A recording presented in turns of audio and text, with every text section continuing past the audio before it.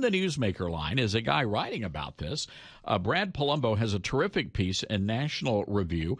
He is an assistant editor at Young Voices and writes a regular column. And I become a new fan of yours. You do a terrific job. Thank you so much. Thanks for having me on. All right. So look, you're weighing in on this this LGBT debate, which I understand. I think this is going to be a really a first in presidential debate. So you say it's symbolic, not substantive. What do you mean by that? Yeah, well, what I mean is that this entire idea of doing a whole presidential Democratic debate just about LGBT issues, well, Todd, what exactly is going to be debated? I mean, what do the Democrats disagree upon about that? It's not like any of them are out here having a meaningful debate about gay marriage or trans inclusion in the military. They're all just going to be virtue signaling and agreeing with each other, and each one's just going to try to appeal to the base more and sound more sympathetic, and that's not productive. That's just performative. So I think the whole thing is kind of ridiculous.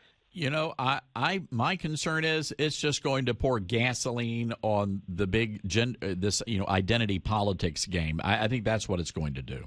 Yeah, and even worse, I mean, it won't do much of anything positive, and it will pour fire onto the flame of identity politics, but it will also distract from real issues. You know, every town hall or debate they have about LGBT issues is one they don't have about the opioid crisis. It's one they don't have about the national debt. It's the one they don't have about health care. So, you know, there are a lot of real problems affecting everyday Americans, including gay people, that are much more pressing than an entire 2 hours of television for Cory Booker to compete to sound more sympathetic than Elizabeth Warren to LGBT people. It's just not what we should be focusing on with a whole debate.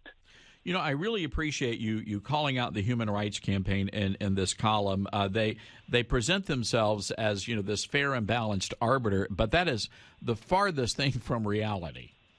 They are absolutely not. Yeah, they are absolutely not. So one of the things I mentioned is kind of an unintended consequence of allowing this debate, which is hosted by the Human Rights Campaign, is that it would give that group more credibility. But it doesn't deserve more credibility because it's not the neutral arbiter of gay rights that it claims to be. They smear the GOP. Every year, the Human Rights Campaign releases scorecards that ranks congressmen based on their supposed LGBT record. But last year, I actually did a breakdown, and I read that entire record. And it shows that they dock down Republicans as anti-gay for their positions on immigration, Obamacare, and Planned Parenthood funding.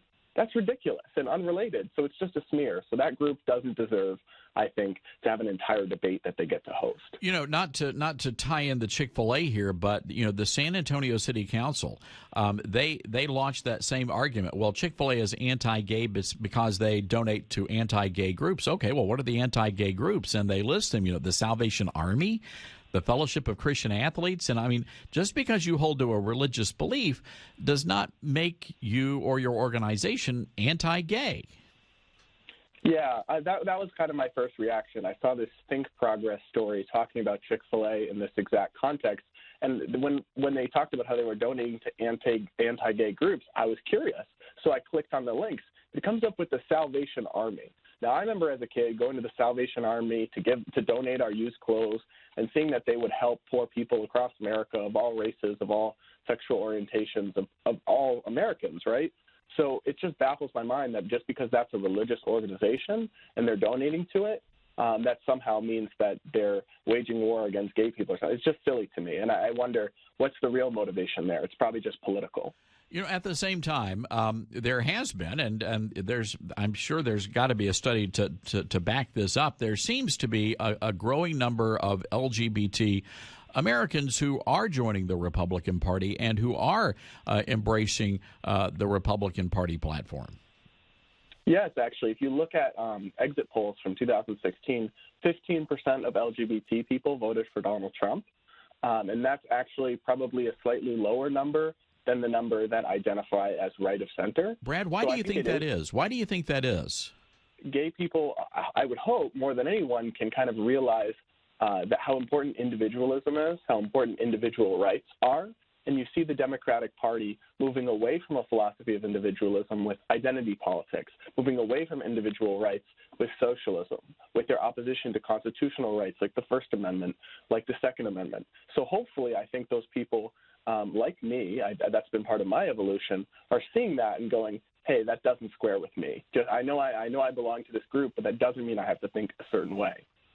Well, I think it says. Look, your column is terrific, and I think you nailed it on this. And I think the Democrats are trying to take advantage of the situation and trying to divide, looking for ways to divide America, and that's unfortunate, and it's bad for the country. Yeah, I couldn't agree more. I mean, every debate that they have on these identity politics issues where they're not really going to do anything, the reason they're doing that is they don't want to have a debate where they're talking about how are we going to pay for our $90 trillion in Green New Deal.